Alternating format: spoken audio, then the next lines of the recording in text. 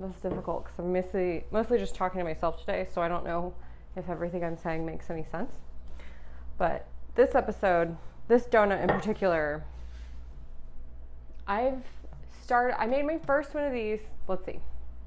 I made my first Happee Birthday Harry Donut in January 2018. So where are we now? So it's been at least over 3 years. And every time I've made it, it's been extremely popular, but it is a very tedious donut to make. We're rolling out the dough right now, which is the second step in the process after prepping the dough. We're gonna have to prep a glaze, a filling, a buttercream, and we're going to have to fill this donut, glaze it, and decorate the top with buttercream details. So yeah, I am happy to show you guys how to make it so that I can stop doing it.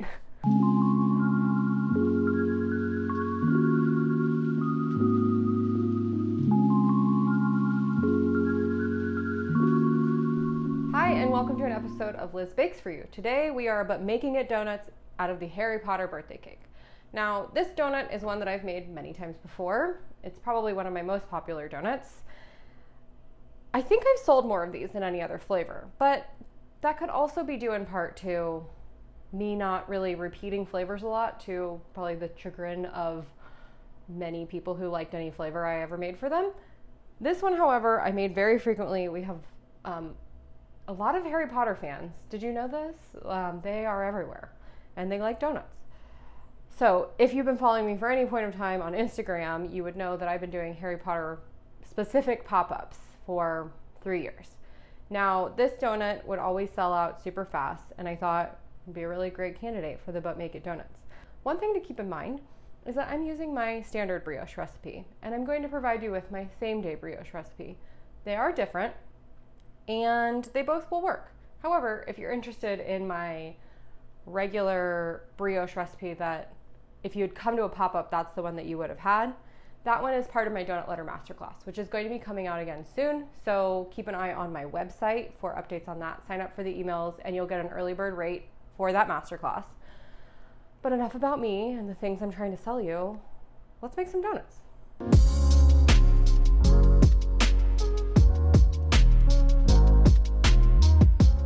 I have my brioche rolled into a ball. I'm just going to move it, use my bench scraper a little bit. If you have any interest in one of these, I highly suggest them. And I even have one linked in the description. All around great tool. That and a bowl scraper are my two favorite things. I forgot a rolling pin. She just got washed. I wonder if you guys can hear like the chirping birds. It's such a nice day here. And hopefully it's a nice day when this comes out too. But if it's not, just like if you were in Orlando today, it's Monday, and last night was our first night like in the low 60s, and I literally could cry. I was so happy about it being nice and chilly outside. There is like a specific level of happiness that only occurs in Floridians the first day that there's like a crispness to the air outside, and I think it's similar to how people who have winter feel when they go outside and like something green is starting to appear again. That's my best guess. When I was in Portland this year, we went for a month in April, which is like solidly spring. And you can feel the spring vibes. I don't know if I have any people who watch in places that get spring. And actually, if I do, maybe you didn't grow up in Florida, and maybe you don't actually understand what I mean when I say we just don't have spring here. We don't have winter, so we don't get spring. We get like summer, and then we get like just oppressively hellish and like heat stroke inducing, and then we get like a break is what I call it. I wouldn't call it a season. I call it like a break. These are all ready to go. I have my nice lid on this. If you're making a bunch of raised donuts, I have a link to this as well, this like pan and lid combo, because it's great. You don't have to like fiddle around with plastic wrap. So I've been using these for like all my donuts forever. So I just pop the lid on it to create humidity inside for the donuts so they don't dry out. And then I'm gonna let them rise for about 45 minutes and check on them. I like to be pretty stringent about frying these at the right time, and they're a little bit more finicky than a donut with a hole in it for frying purposes with the rise. The reason is you put a hole in a donut so that it cooks all the way through. That's the idea. So when you're taking a really enriched dough like brioche and frying it without that hole in the middle, there is a high chance that you're not going to cook it all the way through if it's not risen properly, because you're just going to have such a dense amount of dough in the center that it'll stay goopy and just not bake through in the time, like, because it's a minute per side. So I'm going to keep a close eye on these and hope that everything I did was just recorded.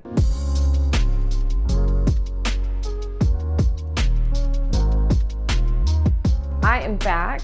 It has been 1 hour since these were put into a proving drawer, effectively. So if you are making these at home, I would say room temperature, probably about 90 minutes to 2 hours. And then we also can do the poke test, which if you watch any Great British Bake Off, they do this. You poke into it, and basically what you're looking for is the donut will spring back a little bit, but it'll spring back very slowly, and it'll leave just a slight indent. I have no idea why that means it's ready, but it means it's ready. Chopsticks, a nice spider to get the donuts out with, and then obviously a little drying rack to have the donuts land on after you fry them. I'm going to move this whole situation that direction. So, covering these back up. I don't want them to dry out before I get them in the fryer. Let's get frying.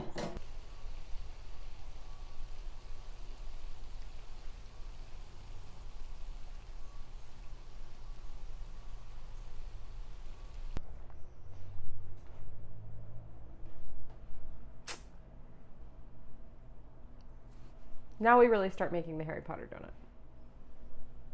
What is all of this stuff? Well, this is just everything you need to make the filling and the glaze. And then lucky for me, I already made green buttercream, and I already have it in a piping bag with the right piping tip, which I will include in the post, the piping tip. But basically, I use buttercream to pipe the Happy Birthday on top of the donut. Because it's easier, because I tried to use a really thick glaze for the first couple of pop-ups, and remember how I wanted to take my arm off? I wanted to just like go lay down for a week after I did that. So buttercream, way easier, meant for piping, not like really thick glaze. I like to use my stand mixer for my birthday cake mix or birthday cake cream. I use Funfetti cake mix for that. So let's get this sorted a bit. So that Funfetti birthday cake is going to be whipped cream with Funfetti cake mix in it, powdered sugar, and then I also do a little pinch of salt. Well, let's get this over here. Okay, so we got our salt, we got our Funfetti, we got our cream, we got our powdered sugar. Oh my god, the mixer's on the powdered sugar. And the other thing we're making is the glaze. Now we're making strawberry glaze. I use Nesquik strawberry milk powder. You can get it at Publix or Target or probably online. And I do add a little pink food coloring to it because it's not pink enough. If you recall, Hagrid makes a pink cake with green writing on it for Harry, and that's what I'm doing. What am I doing? Oh, so you may be wondering, Liz, aren't those donuts super hot? They are. They're very hot. So this guy's very, very, very pretty. They need to cool off 100%, completely, fully, inside and outside before I put a whipped cream inside of them or a buttercream on top of them. Because visually, I'm sure you can imagine what putting buttercream on a hot donut would look like. Probably a cool look for a Halloween donut, but not for a really nicely piped Harry Potter donut. So I'm gonna do all this other stuff while we're waiting on these to cool off. So let's get these just out of the way. Okay, I thought I lost this, and I did, but only for a second. So strawberry glaze, this recipe does about 10 donuts, which is, I have 9. So I'm gonna do a full batch. What am I doing? I'm gonna do a full batch. First thing we're starting with is this Nesquik strawberry milk powder. We're gonna do 20 grams. And this glaze in particular, seems too thick and is annoyingly thick actually when it's done, but that's because it runs a lot, so you have to make it kind of thick for it to have a nice layer of glaze. Next thing I'm going to do, strawberry powder, then water, and this is important so all of the milk crystals dissolve. I can't think of any of my words today, so we're going to do 80 grams of water.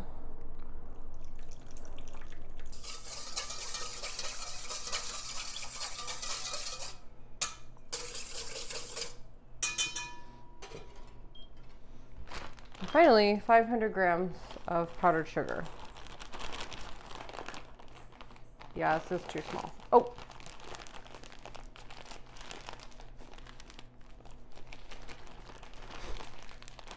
This is also probably way too much glaze.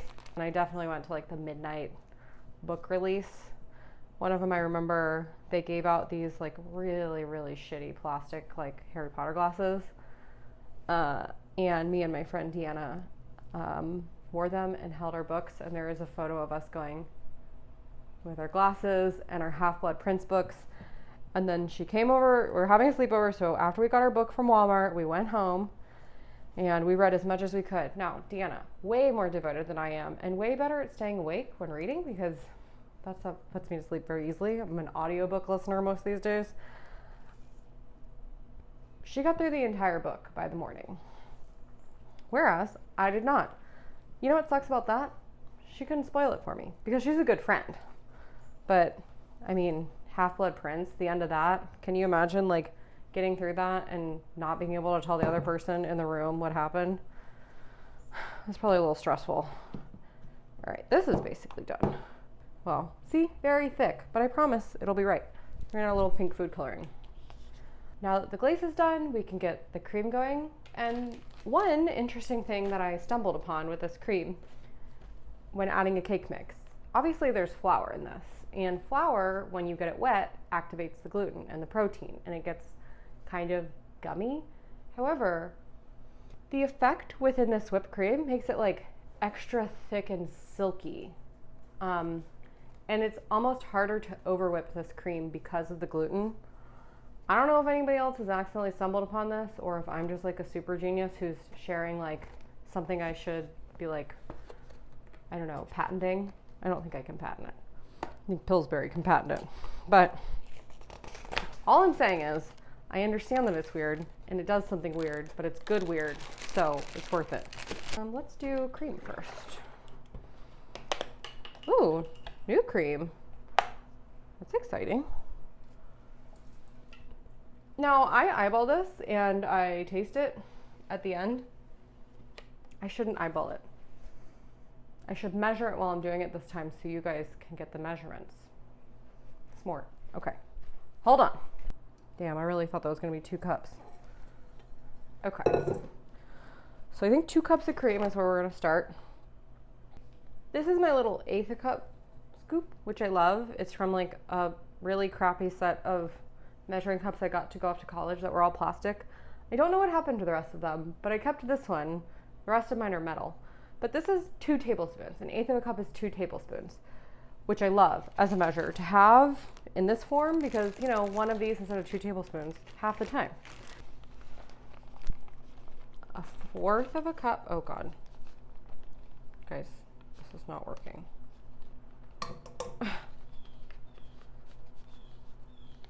Oh no. Oh my God. It's very stressful. My salt. Just gonna do a nice pinch, a little pinch. And then if you have it, let me see if I have it. Okay. Last ingredient, if you have it, citric acid. A little pinch of that. This is a little trick from Milk Bar birthday cake buttercream that they use on that cake. It has just a little pinch of citric acid in it and baking powder, which add in some interesting flavor notes that go really great with something that's kind of overly sweet, like this cream. You know, just a little extra something in there. Spice it up, surprise people. Oh, this isn't plugged in. Oh.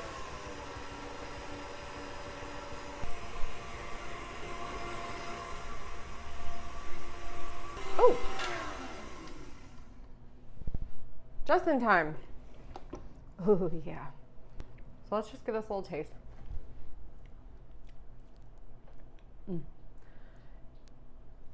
It tastes like funfetti cake mix, except it's actually not sweet enough. Okay. The recipe is going to be a little annoying because it needs a little more. Oh, really good.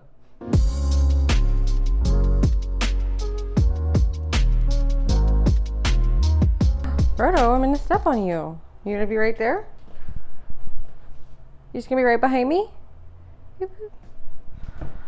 All right. We have made it to the final step in making a donuts. I'm going to be filling these little guys. I would say like they were a hot bath that sat for 20 minutes. That's the temperature we're at right now. I don't think it's gonna affect the cream or the buttercream too bad. Here's hoping. And usually the step for, and this may seem very obvious, making a filled donut is to fill it, then to dip it, because you'll mess up the toppings if you dip it up or if you fill it after.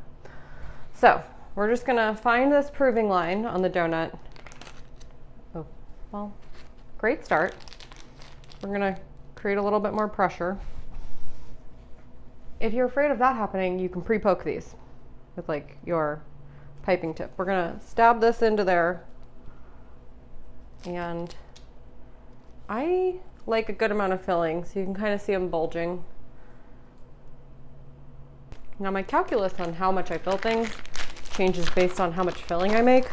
So, you know, we'll see. Maybe I'll adjust the giant amount of filling I'm putting into all of these as I get less filling available to me and too many donuts left to fill.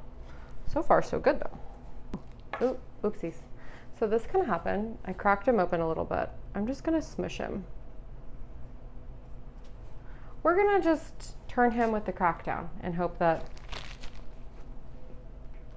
nobody eats that one and the filling explodes out the bottom. A fun tactic for filling donuts that makes it easier is to get a loaf pan and just stack them all up on their sides like this. And then you have it, especially piping with the other hand, and you just stab, fill, stab, fill, stab, fill. Just a thought. If you're looking at me doing this and thinking, I don't want to do that like that, that's another way to do it. All of these are filled, and if you have some filling left and you want to try and use it, I usually do a little lift up test, and you can tell which ones have a little less in them. But I'm pretty happy with the amount of filling I did, so I'm just going to get to dipping. I left my whisk in here because this definitely, whoa.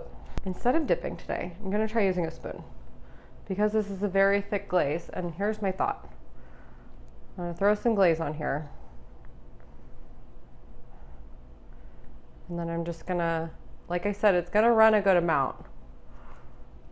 Yeah, if you tried dipping into this, it would probably just be too thick and really, really annoying. If my mom was here, she would be really mad at me for coming up with a different technique for this because I've made her dip a lot of donuts in really thick glaze. Okay, it didn't quite go all the way to the edge. I like to cover the whole top of these. So like when you look at it like that, I don't like the donut edges showing. Personal choice. Those are looking good. Just 7 more to go. 25 minutes more of filming. I'm finally done glazing these. So I'm gonna get these things out of the way. Now, the very last thing we're doing, move these like this, is piping Happee Birthday Harry onto all of them.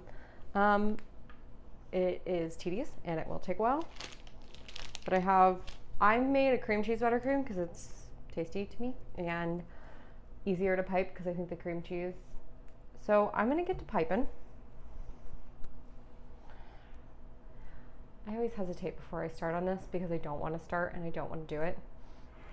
Okay.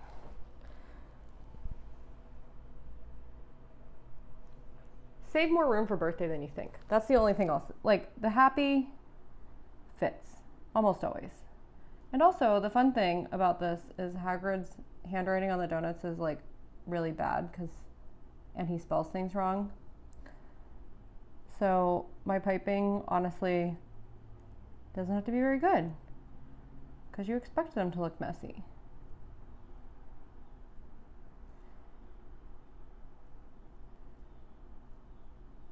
I kind of love that they're like, well, you know, Hagrid dropped out of Hogwarts School of Witchcraft and Wizardry in what, his 3rd year, was it?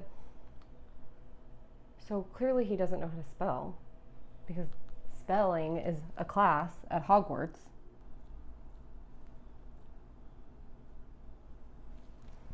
Okay, I need a break. Okie dokie. Tried something on the last one. I tried to make it look more like Hagrid's cake, and it looks really bad and it actually doesn't look like the cake, but in spirit she's here with us. You know, what do you think?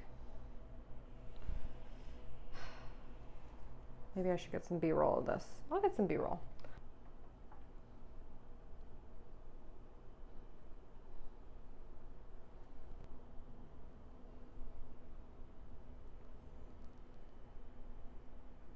After prepping the dough, rolling the donuts out, proving the donuts, frying the donuts, allowing them to cool, making a cream, making a glaze, making a buttercream, filling them, glazing them, and topping them, it's time to eat one.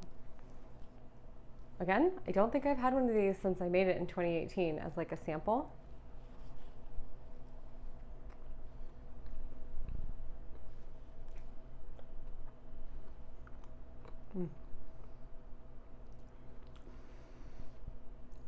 The glaze, very mild strawberry flavor because of strawberry milk. Very sweet, which is perfect because the donut itself, rice donut, not super sweet. And then you get the filling, which is birthday cakey, which I think makes up for the fact that this isn't a cake donut. Definitely a very sweet donut though. So if you have like a bunch of 10-year-olds that are really into Harry Potter, this is like the sugar level that they'd be probably pretty stoked about. Thank you guys for joining me today while I made it donuts out of Harry Potter's birthday cake. I hope you enjoyed this quite involved process of creating this donut. And honestly, if you want to take on the whole recipe and make it yourself at home, I am cheering you on the entire way because I have made too many of these and I'm tired. And if you have any questions, I'd love to hear them in the comments, or you can hit me up on Instagram, shoot me a DM. But please, if you enjoyed this video, give it a like and subscribe to my channel for more content like this. And as always, you can head to my website for more donut recipes or check out the descriptions on my YouTube videos, which have some as well. I was about to say that sounded all very robotic and then I messed up the sentence. So, you know, that happens. I think that's it. Let's call it a week. I'll see you next week on Liz Bakes For You / But Make It Donuts.